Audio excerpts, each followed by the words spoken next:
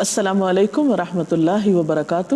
ہماری آج کی گفتگو کا موضوع ہے جنت کے دروازے کھلتے ہیں۔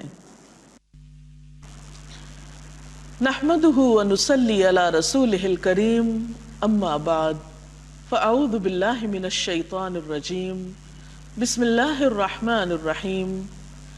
رب اشرح لی صدری ویسر لی امری واحلل عقدۃ من لسانی یفقہوا قولی۔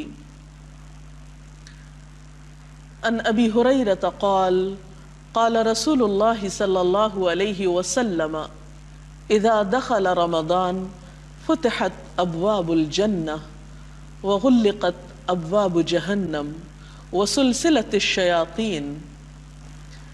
حضرت ابو ہریرہ رضی اللہ تعالی عنہ روایت کرتے ہیں کہ رسول اللہ صلی اللہ علیہ وسلم نے فرمایا، جب رمضان کا مہینہ آتا ہے تو جنت کے دروازے کھول دیے جاتے ہیں، جہنم کے دروازے بند کر دیے جاتے ہیں اور شیاطین قید کر دیے جاتے ہیں۔ تو گویا رمضان کی آمد جنت کے دروازوں کے کھلنے کی خوشخبری لے کر آتی ہے۔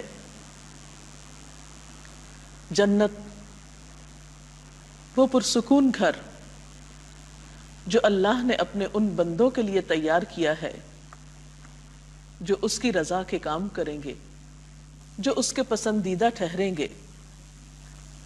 وہ گھر جسے اللہ تعالیٰ کہیں دار السلام کہتے ہیں، سلامتی کا گھر، کہیں دار المتقین کہتے ہیں، تقوی والوں کا گھر، کہیں دار القرار کہتے ہیں، قرار کا گھر، کہیں اس کا نام جنات النعیم ہے، نعمتوں بھری جنت، اور کہیں اسے جنات عدن، سدا بہار جنتیں کہہ کر پکارا گیا ہے۔ کیا ہے وہ جنت جس کے دروازے کھلنے کی خوشخبری رمضان کی آمد کے ساتھ ہی دی جا رہی ہے؟ اس جنت کے بارے میں نبی اکرم صلی اللہ علیہ وسلم نے فرمایا کہ ما لا عین رأت، وہ جنت ایسی ہے جیسی چیز کسی آنکھ نے کبھی دیکھی ہی نہیں، ولا اذن سمعت، اور ویسی ڈسکرپشن کسی کان نے سنی ہی نہیں۔ جنت کے بارے میں کوئی کان سن نہیں پایا۔ کیا ہے وہ جنت؟ وہ ایسی جگہ جس کا کوئی تصور نہیں کر سکتا، جسے آج تک کسی نے دیکھا نہیں، جسے آج تک کسی نے سنا نہیں۔ ما لا عین رأت ولا اذن سمعت ولا خطر علی قلب بشر،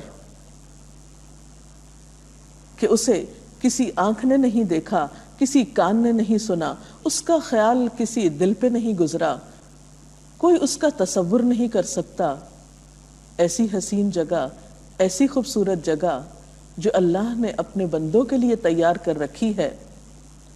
وہ ایسی جگہ جہاں ایک کوڑا رکھنے کی جگہ بھی دنیا و ما فیہا سے بہتر ہے۔ دنیا میں کوئی زمین، کوئی جگہ، کوئی علاقہ کتنا بھی قیمتی کیوں نہ ہو، لیکن ایسی قیمت دنیا میں کسی چیز کی نہیں جو قیمت جنت کی ہے۔ پھر ہم دیکھتے ہیں کہ نبی صلی اللہ علیہ وسلم نے اس کے بارے میں یہ بھی فرمایا کہ جنت کی خوشبو 40 سال کی مسافت سے آئے گی۔ قرآن پاک میں اور سنت رسول صلی اللہ علیہ وسلم میں بہت سے مقامات پر جنت کی تعریف اور جنت میں پائی جانے والی نعمتوں کا تذکرہ ہمیں ملتا ہے، اور اللہ سبحانہ وتعالی اپنے بندوں کو اس کی طرف دعوت بھی دیتا ہے۔ واللہ یدعو الی دار السلام، اور اللہ دعوت دے رہا ہے اس سلامتی کے گھر کی طرف۔ لیکن سوال یہ پیدا ہوتا ہے کہ ہم میں سے کون ہے جو اس کی اس دعوت پر لبیک کہے، جو اس کے لیے تیاری کرے؟ آپ صلی اللہ علیہ وسلم نے فرمایا، کوئی شخص جس کو جنت میں جانے کا شوق ہو پھر وہ سو نہیں سکتا، یعنی اس کی ایسی ایکسائٹمنٹ اس کو ہوتی ہے ایسا شوق اس کو لاحق ہوتا ہے کہ پھر وہ غفلت کی زندگی بسر نہیں کر سکتا۔ اس کا معنی یہ نہیں کہ اس کو کبھی نیند نہیں آئی، اس کا مطلب یہ ہے کہ پھر وہ غافل نہیں ہوتا، وہ نیکی کے کسی بھی موقع کو ہاتھ سے نہیں جانے دیتا، کیونکہ اسے معلوم ہے کہ اس نے ایک بہت مہنگا سودا کر رکھا ہے۔ آپ صلی اللہ علیہ وسلم اسے اللہ تعالیٰ کے سودے سے بھی تعبیر کرتے ہیں، فرماتے ہیں الا ان سلعۃ اللہ غالیہ، الا ان سلعۃ اللہ الجنہ، سنو اللہ کا سودا بڑا مہنگا ہے، سنو اللہ کا سودا جنت ہے۔ کون ہے جو اللہ تعالیٰ کے ساتھ یہ سودا کر لے، لیکن اس سودے کی شرائط جب تک پوری نہ ہو اس وقت تک اس چیز کا حصول ممکن نہیں۔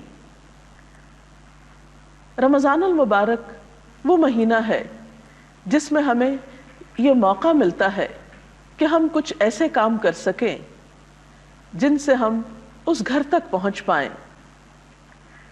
حضرت سہل بن سعد روایت کرتے ہیں کہ میں رسول اکرم صلی اللہ علیہ وسلم کی ایک مجلس میں حاضر تھا، اس میں آپ نے جنت کا حال بیان کیا، یہاں تک کہ بے انتہا تعریف فرمائی۔ آخر میں بتایا جنت میں ایسی ایسی نعمتیں ہیں جنہیں کسی آنکھ نے دیکھا نہیں، کسی کان نے ان کی تعریف نہیں سنی، نہ ہی ان کا تصور کسی آدمی کے دل میں پیدا ہوا ہے۔ پھر آپ نے یہ آیت تلاوت فرمائی کہ یہ جنت ان لوگوں کے لیے ہے کہ تتجافى جنوبهم عن المضاجع يدعون ربهم خوفا وطمعا ومما رزقناهم ينفقون فلا تعلم نفس ما اخفي لهم من قرة اعين جزاء بما كانوا يعملون۔ یہ جنت ان لوگوں کے لیے ہے جن کے پہلو بستروں سے الگ رہتے ہیں، جو اپنے رب کو عذاب کے ڈر سے اور ثواب کی امید سے پکارتے ہیں، اور جو رزق ہم نے ان کو دیا ہے اس میں سے اللہ کی راہ میں خرچ کرتے ہیں۔ کوئی نہیں جانتا ان نعمتوں کو جو ان کی آنکھوں کو ٹھنڈک پہنچانے والی ہیں اور ان سے چھپا کر رکھی گئی ہیں۔ یہ نعمتیں بدلہ ہے ان اعمال کا جو وہ دنیا کی زندگی میں کرتے رہے۔ تو گویا جنت کا حصول اس کے لیے جو کوششیں انسان کو کرنا ہے، ان میں اہم ترین چیز رات کی نیند کم کر کے نماز کی ادائیگی ہے، اور رمضان اس کا ایک بہترین موقع ہے جب پورا ماحول ہمیں اس کے لیے سپورٹ کرتا ہے۔ ہر طرف فضا میں اللہ کے نام کی پکار ہوتی ہے، پورا ایک روحانی منظر ہوتا ہے جس میں انسان کے لیے طویل نماز پڑھنا آسان ہو جاتی ہے۔ عام دنوں میں رات کو تہجد پڑھنے کے لیے اٹھنا ایک مشکل کام ہے، لیکن رمضان میں تراویح اور طویل نماز اور رات کی نماز نسبتاً ایک آسان کام ہو جاتا ہے۔ پھر اسی طرح خاص طور پر دعائیں مانگنے کی طرف یہاں اشارہ ہے کہ وہ اپنے رب کو خوف اور امید کی حالت میں پکارتے رہتے ہیں، یعنی خوب خوب دعائیں کرتے ہیں۔ پھر اسی طرح جو رزق ہم نے ان کو دیا ہے اس میں سے خرچ کرتے ہیں۔ اور یہ مہینہ بھی ہمیں جب ہم بھوک کے ایک تکلیف سے گزرتے ہیں یا کچھ چیزوں سے اپنے آپ کو روکتے ہیں، تو ایسے لوگوں کا احساس ہمارے دل میں پیدا ہوتا ہے کہ جو صرف رمضان میں نہیں، روزے کی حالت میں نہیں، عام حالات میں بھی ان نعمتوں سے محروم ہوتے ہیں جن سے ہم شعوری طور پر رمضان میں کنارہ کشی کرتے ہیں۔ تو لازمی طور پر ایسے لوگوں کا خیال ہمارے دل میں آتا ہے اور ان کے ساتھ بھی ہمدردی کرنے کو جی چاہتا ہے، اور ان کی ضروریات پوری کرنے کا بھی خیال اور احساس پیدا ہوتا ہے۔ وہ جنت جس میں ایک کوڑا رکھنے کی جگہ دنیا و ما فیہا سے بہتر ہے، وہ جنت جس کی وسعت آسمان و زمین کے برابر ہے، جیسا کہ قرآن پاک کی ایک آیت سے پتہ چلتا ہے وَسَارِعُوا إِلَىٰ مَغْفِرَةٍ مِّن رَبِّكُمْ وَجَنَّةٍ عَرْضُهَا السَّمَاوَاتُ وَالْأَرْضُ أُعِدَّتْ لِلْمُتَّقِينَ، دوڑو اپنے رب کی مغفرت کی طرف اور اس جنت کی طرف جس کی چوڑائی آسمان و زمین جیسی ہے۔ وہ جنت متقی لوگوں کے لیے تیار کی گئی ہے۔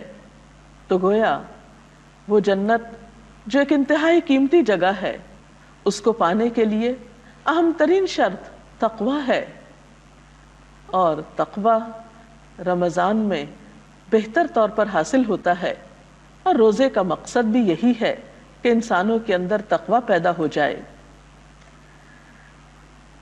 جنت کا ایک خاص دروازہ ہے جس کا نام الریان ہے، وہ ہے بھی ان لوگوں کے لیے جو روزے رکھتے ہوں۔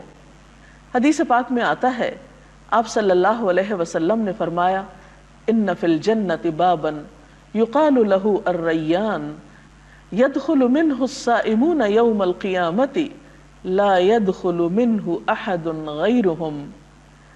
جنت میں ایک دروازہ ہے جس کا نام ریان ہے، جس سے قیامت کے دن روزہ دار گزریں گے، ان کے علاوہ اس دروازے سے کوئی دوسرا نہیں گزرے گا۔ تو گویا اس دروازے سے داخل ہونے کے لیے بھی روزے رکھنا شرط ہے۔ نبی صلی اللہ علیہ وسلم نے فرمایا، وَسَارِعُوا إِلَى مَغْفِرَةٍ مِّن رَّبِّكُمْ وَجَنَّةٍ عَرْضُهَا السَّمَاوَاتُ وَالْأَرْضُ أُعِدَّتْ لِلْمُتَّقِينَ، دوڑو اپنے رب کی مغفرت کی طرف اور اس جنت کی طرف جس کی صرف چوڑائی ہی آسمان و زمین کے برابر ہے، وہ جنت متقی لوگوں کے لیے تیار کی گئی ہے۔ تو گویا رمضان المبارک میں جب ہر طرف نیکیوں کا ایک موسم بہار ہوتا ہے، انسان کے لیے اس جنت کی طرف دوڑ لگانا آسان ہو جاتا ہے، اور وہ جنت تو ہے ہی تقوی والوں کے لیے، اور روزہ تقوی کے حاصل کرنے میں مددگار ہوتا ہے۔ اور پھر ہم دیکھتے ہیں کہ جنت کے دروازوں میں سے ایک دروازہ مخصوص کر دیا گیا ہے ان لوگوں کے لیے جو روزے رکھتے ہوں۔ ایک حدیث پاک میں آتا ہے، عن سہل بن سعد قال قال رسول اللہ صلی اللہ علیہ وسلم، ان فی الجنۃ بابا یقال له الریان يدخل منه الصائمون يوم القيامة لا يدخل منه احد غيرهم، متفق علیہ۔ حضرت سہل بن سعد کہتے ہیں کہ رسول اللہ صلی اللہ علیہ وسلم نے فرمایا، جنت میں ایک دروازہ ہے جس کا نام ریان ہے، جس سے قیامت کے دن روزہ دار گزریں گے، اور ان کے علاوہ اس دروازے سے کوئی دوسرا نہیں گزرے گا۔ تو اس سے بھی آپ اندازہ لگا سکتے ہیں کہ رمضان المبارک اور جنت کو باہم کیا نسبت ہے، اور روزہ داروں کے لیے جنت میں جانے کے لیے کیسا خاص مقام ہے۔ آپ صلی اللہ علیہ وسلم نے یہ بھی فرمایا کہ جب رمضان کی اول رات ہوتی ہے تو بڑے بڑے سرکش جن اور شیطان قید کر دیے جاتے ہیں، گویا نیکی کا موقع عام ہوتا ہے، جنت کا حصول آسان ہوتا ہے، اور دوزخ کے دروازے بند ہو جاتے ہیں، پھر ان میں سے کوئی دروازہ نہیں کھلتا، اور جنت کے دروازے کھل جاتے ہیں، پھر ان میں سے کوئی دروازہ بند نہیں ہوتا، اور اللہ کی طرف سے پکارنے والا پکارتا ہے کہ اے بھلائی کے تلاش کرنے والے آگے بڑھ، یا باغی الخیر اقبل، اور اے گناہ کے کرنے والے اب پیچھے ہٹ جا، ویا باغی الشر اقصر، اب تو باز آ جا۔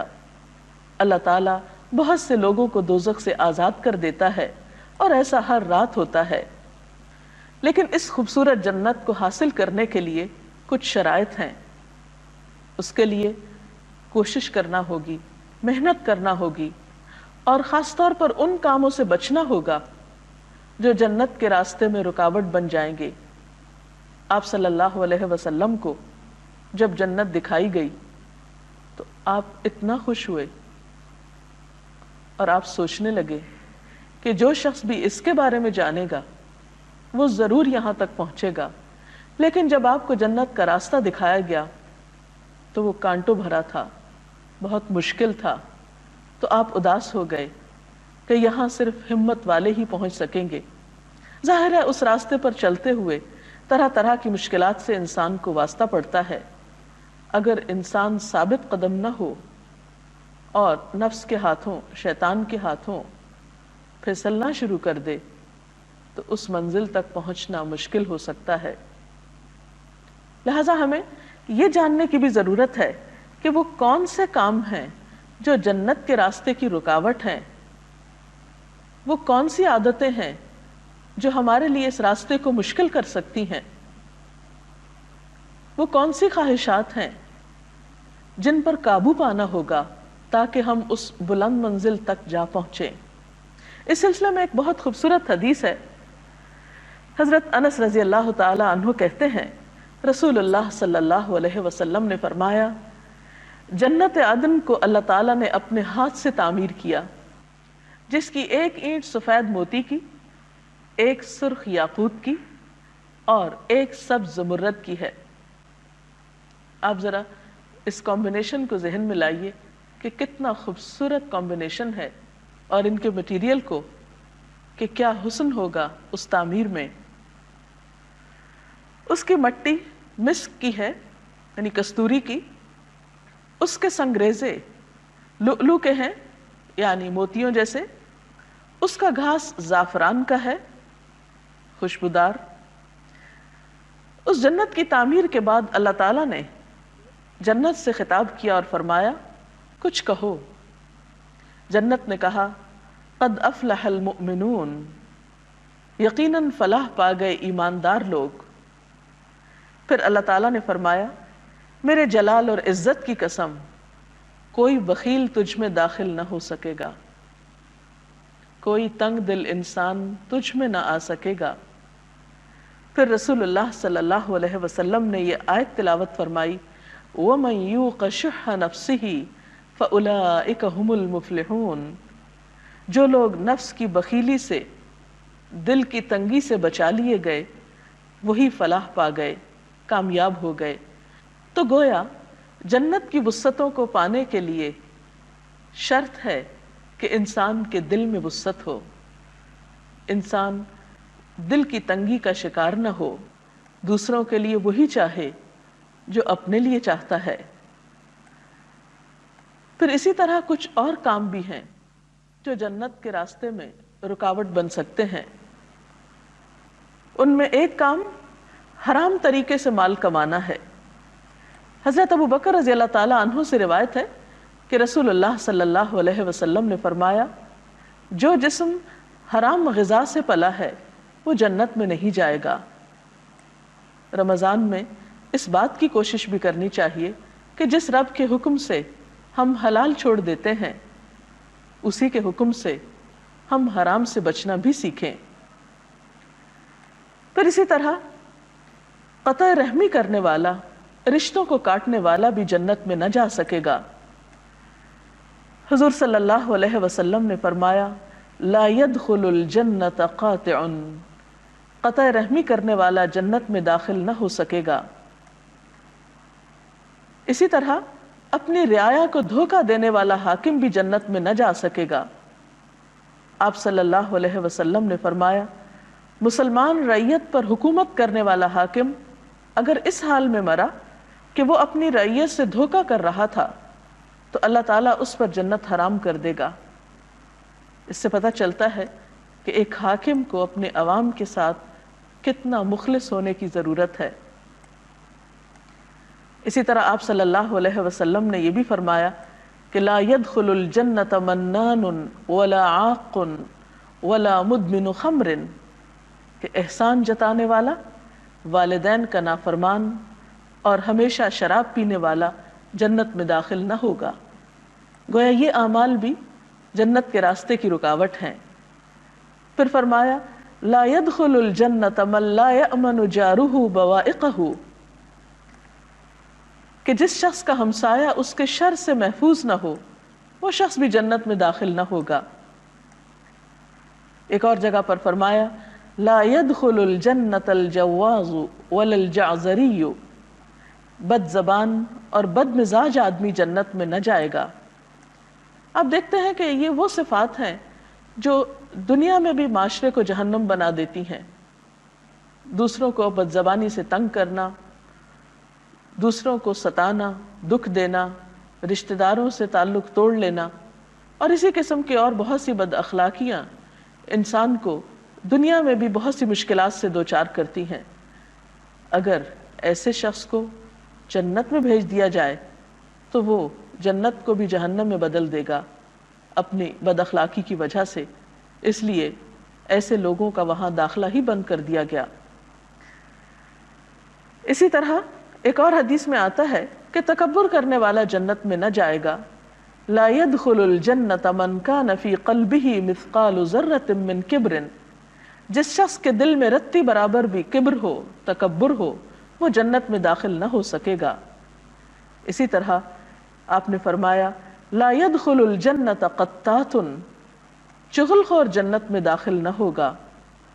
چغل خور کون ہوتا ہے؟ چغلیاں کھانے والا۔ چغلی کیا ہوتی ہے؟ ایک شخص کی برائی کسی دوسرے کے پاس اس نیت سے جا کر کرنا کہ دونوں کے باہم تعلقات خراب ہو جائیں۔ تو ظاہر ہے جو شخص دنیا میں لوگوں کے تعلقات میں بگاڑ پیدا کرتا ہے، وہ معاشرے میں بدامنی پھیلاتا ہے، ایسا شخص جنت کے امن کو بھی برباد کر سکتا ہے، اس لیے اسے جنت میں جانے کی اجازت نہ ہوگی۔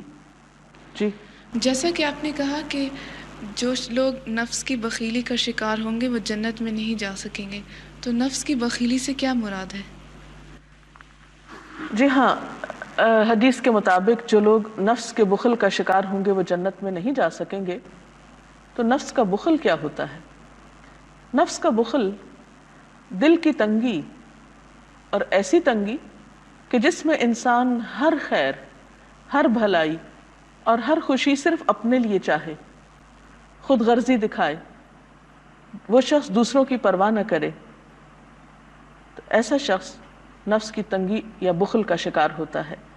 یعنی بخل سے مراد یہاں صرف مال کا بخل نہیں، دوسری چیزوں کا بخل بھی ہے، اور یہ تمام خرابیوں کی جڑ ہوتی ہے۔ آپ نے جیسے بتایا کہ رمضان کے مہینے میں جنت کے دروازے کھول دیے جاتے ہیں اور دوزخ کے بند کر دیے جاتے ہیں، تو کیا وہ شخص جو بہت گنہگار ہے اس مہینے میں فوت ہو جائے تو وہ جنت میں جائے گا؟ اس مہینے کے آنے پر اگر اس نے توبہ کر لی، جیسے اس میں دعاؤں کے مواقع بھی ہیں، روزے کی حالت میں ہے، عبادت کی حالت میں ہے، تو انشاءاللہ ان نیکیوں کی وجہ سے اس کے پچھلے گناہ معاف ہو جائیں گے اور اللہ تعالیٰ سے رحمت کی امید کی جاتی ہے۔ لیکن اس کا یہ مطلب نہیں کہ ایک شخص محض رمضان میں فوت ہونے سے صرف جنت میں چلا جائے، حالانکہ اس نے روزہ بھی نہ رکھا ہو یا ان فرائض کو بھی پورا نہ کیا ہو، تو یہ اس کا معنی نہیں بنتا۔ جی میڈم، میرا سوال یہ ہے کہ اگر والدین جو ہیں وہ ان کی کمائی مطلب کہ حلال نہیں ہے اور وہ اپنے بچوں کو بھی کھلاتے ہیں، تو پھر وہ اس بچوں کا کیا قصور ہے کہ بھی؟ بچوں کو ماں باپ کی غلطی کی سزا نہیں دی جائے گی، اور اسی طرح اگر کوئی شوہر غلط کام کرتا ہے، حرام طریقے سے کما کر لاتا ہے اور اس کی بیوی اس میں راضی نہیں، لیکن اس کی مجبوری ہے کہ وہ اس گھر میں رہتی ہے، تو انشاءاللہ تعالی بیوی بھی اس کی ذمہ دار نہیں ہوگی۔ لیس للانسان الا ما سعی، ہر شخص جو کوشش کرتا ہے وہی اس کو ملے گی۔ اگر بیوی کی کوشش یہ ہے کہ وہ حرام سے بچے اور اپنے شوہر کو سمجھاتی بھی ہے اور اس معاملے میں اس کو ہر طرح کا تعاون دینے پر بھی تیار ہے، تو ایسے میں اگر شوہر کوئی غلطی کرتا ہے تو بیوی کو اس کی سزا نہیں ملے گی انشاءاللہ۔ ناظرین، اس کے ساتھ ہی ہمارے آج کے پروگرام کا وقت ختم ہوتا ہے۔ اب اجازت چاہتے ہیں، اللہ حافظ۔